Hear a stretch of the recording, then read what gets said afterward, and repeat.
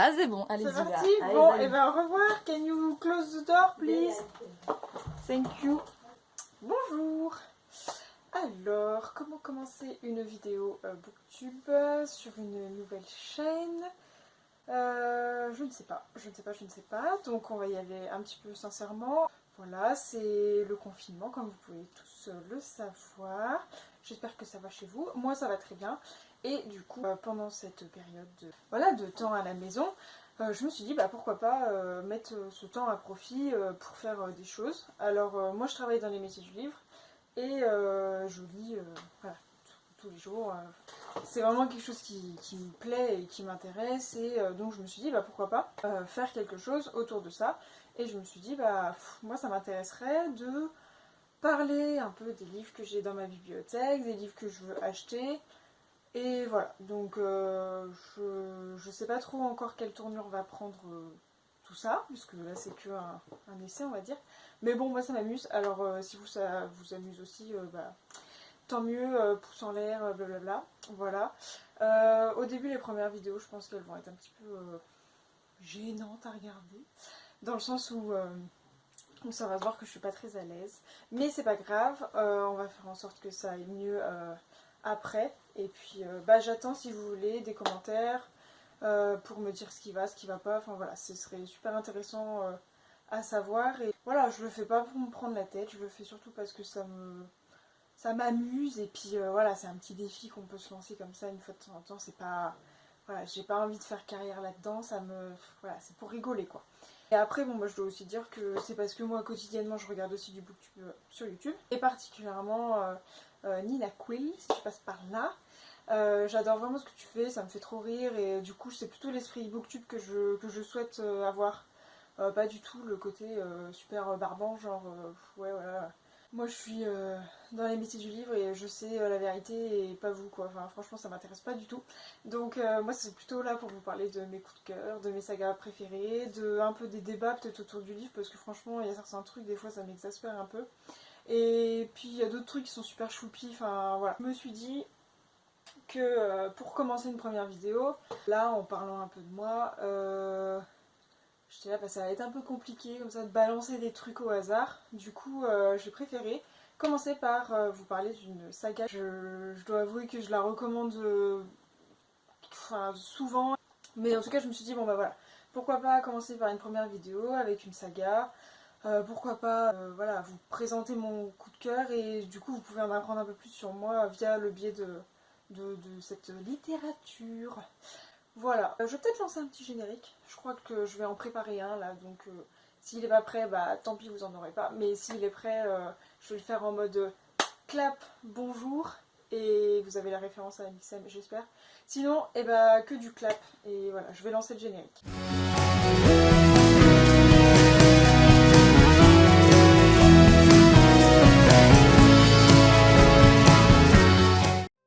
Alors, aujourd'hui normalement, je sais pas si vous pouvez bien voir, mais au niveau de la bougie là, j'ai un peu changé parce que en fait ici normalement il y a la pile de romans que je veux vous présenter. Tadam! Donc vous voyez ça fait un petit peu beaucoup, il y en a 8 au total. Voilà, c'est une saga coup de cœur pour moi. Et donc normalement ils sont tous rangés là. Donc peut-être que pour la prochaine vidéo je les remettrai à leur place évidemment en fait, c'est sûr. Il n'y a pas de peut-être. Donc voilà, je commence cette première vidéo en vous parlant de la saga Démonica de Larissa Young. C'est assez drôle la manière dont je suis tombée là-dessus parce qu'en fait, pour la petite histoire, je devais avoir, je sais pas, je devais être en 5ème, donc je devais avoir, je sais pas, 13 ans, quelque chose comme ça. Et à mon anniversaire, mon beau-père de l'époque, donc Fabrice, si tu passes par là Fabrice, coucou. Mon beau-père de l'époque m'avait acheté les 2 premiers tomes de la saga en me disant regarde les couvertures comme elles sont trop belles. Et bon, il avait pas tort, hein, franchement les couvertures, il n'y a quand même rien à redire, elles sont magnifiques. Surtout pour un format poche, parce que alors, des fois les formats poche, c'est un peu la catastrophe. Bref, et donc là, il me dit voilà, les couvertures étaient trop belles, ça parle de démons, de choses comme ça. Il savait que j'étais un peu dans ma période tout ce qui est un peu vampire, tout ça. Donc voilà, il s'est dit bah pourquoi pas lui offrir ça. Et franchement, je pense que ça a été le meilleur cadeau littéraire qu'on m'a offert de toute ma vie. Parce que j'ai été happée par l'univers de Larissa Young. Je vous fais un petit résumé parce que c'est un peu compliqué je pense de résumer normalement cet univers. Puis en fait je pense que je serais trop obligée de vous spoiler, c'est vraiment pas la peine. Donc en fait Larissa Young, elle a écrit la saga Démonica. Ce qu'il faut savoir c'est que c'est la maison d'édition Milady. Et c'est du Bitlit, donc voilà, on est tous sur tout ce qui est démons. Là, c'est particulièrement des démons, et c'est même des démons sexuels. Ouais, c'est ça. Donc des démons sexuels. Et le gros point fort de cette saga, c'est que l'univers a été complètement. C'est un univers presque entier qu'elle a créé, l'auteur, tout en pourtant restant dans le quotidien humain en fait. Et donc dans ce tome-là, on fait la connaissance de Tayla, je sais pas comment vous le prononcer, qui est une tueuse de démons. Donc voilà, elle, son but dans la vie c'est de buter des démons, il n'y a pas d'autre chose à faire. En plus elle a dû subir un truc quand elle était gamine, enfin je me souviens plus exactement, mais c'est vraiment bien amené en fait. On est vraiment pas sur un personnage en mode je vais tuer des démons parce que lol j'aime trop ça. D'un autre côté, voilà, c'est un roman à deux voix, donc on a les chapitres où il y a Tayla et les chapitres où il y a Edolan. Et lui c'est un démon, alors d'origine c'est un succube. Non.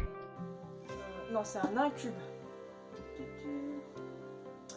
Oui, les succubes c'est les femelles et les incubes c'est les mâles, je crois. Ouais, vraiment bref. Donc, et en fait, lui, donc il a un pouvoir avec un tatouage qu'il a le long du bras, vraiment de pouvoir donner la possibilité aux femmes de féconder plus rapidement.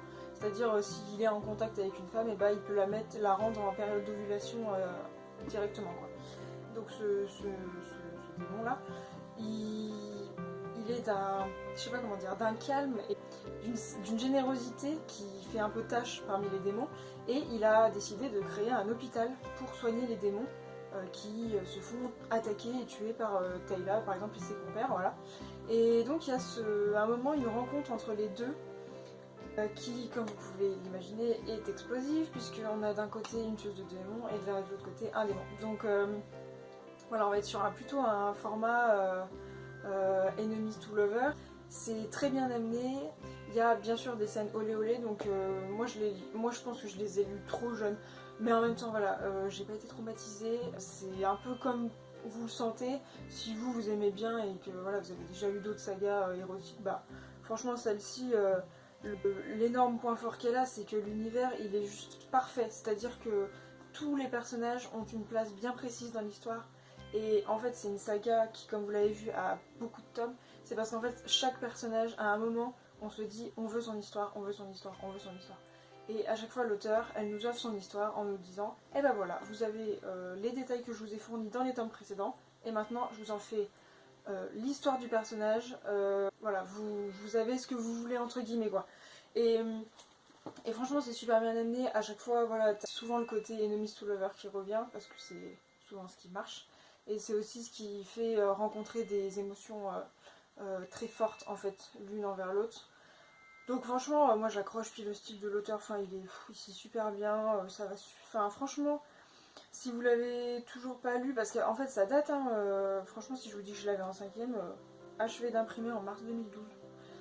Donc ça date, hein, ça fait 8 ans.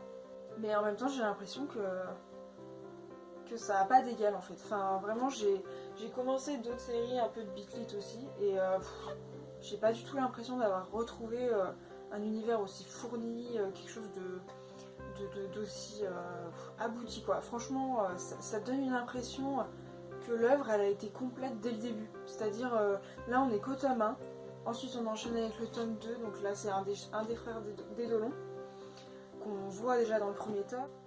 On enchaîne avec le tome 3 avec un autre frère d'Edolan. Enfin, en fait, chaque personnage a au fur et à mesure un moment où il doit raconter son histoire.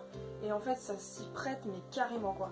Et ce qui est super intéressant aussi, c'est que l'univers, à la fin, chaque tome est relié au fil rouge qu'on voit déjà apparaître dès le premier tome. Et c'est ça qui est dingue en fait, c'est que dès le premier tome, elle nous met des petits indices comme quoi en fait ça va pas du tout entre le monde en fait tel qu'il est, il va pas du tout, l'instabilité démoniaque elle est vraiment trop importante. Et en fait pendant tous les autres tomes, ça continue. C'est-à-dire on croit que les personnages qu'on est en train de suivre, ils ont leur histoire à eux, aucun souci, déjà faut qu'ils se débrouillent avec leur histoire. Mais en fait non, chaque impact de l'un va avoir une répercussion sur le monde démoniaque par exemple. Le fait que par exemple il y a un moment à des frères, il va rencontrer une ange, et ça va avoir des répercussions sur le monde ange-démon.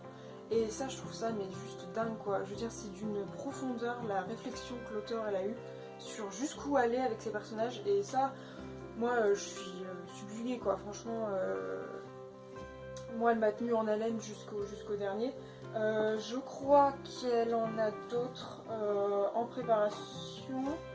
Celui-là c'est un, je l'ai pas terminé, c'est un bonus entre guillemets, c'est-à-dire c'est pas un des personnages vraiment qui fait partie du monde, enfin il fait partie du monde des Dolons, mais il ne fait pas partie du cercle proche des Dolons en fait. C'est un personnage qui est, voilà, qui est à côté en fait. Mais pareil, ça, quand on fait le lien, ça apporte la petite pierre à l'édifice de tout l'univers en fait. Et ça je trouve ça super intéressant. C'est vraiment une super bonne série. Et donc voilà, donc après le petit plus aussi c'est que l'auteur elle pèse un peu, voilà, ce sera jamais Stephanie Meyer ou J.K. Rowling, mais moi je trouve que c'est une personne aussi qui est humaine, c'est-à-dire moi par exemple je la suis sur les réseaux sociaux, si vous voulez la voir vous pouvez y aller aussi. Et voilà, c'est une personne qui se prend pas la tête, franchement elle nous met des selfies d'elle, ils sont pas du tout avantageux, mais elle est là en mode ça va, vous passez des bonnes vacances, ou alors ça va au niveau du confinement, tout ça. Elle adore les chiens, elle adore les animaux, du coup ça se ressent aussi dans ses romans. Il n'y aura jamais de maltraitance animale, ou alors si maltraitance il y a, laisse tomber, le personnage il va se faire défoncer la gueule. C'est vraiment, je pense, une auteure qui est humaine, qui se prend pas la tête, et qui malgré le fait qu'elle ait vendu quand même beaucoup de bouquins, et malgré le fait que ce soit une littérature érotique, et qui, depuis quelques années, au niveau des mœurs, c'est beaucoup mieux, mais ça reste quand même une littérature encore un peu tabou. Je trouve qu'elle s'en sort super bien, et elle donne vraiment envie de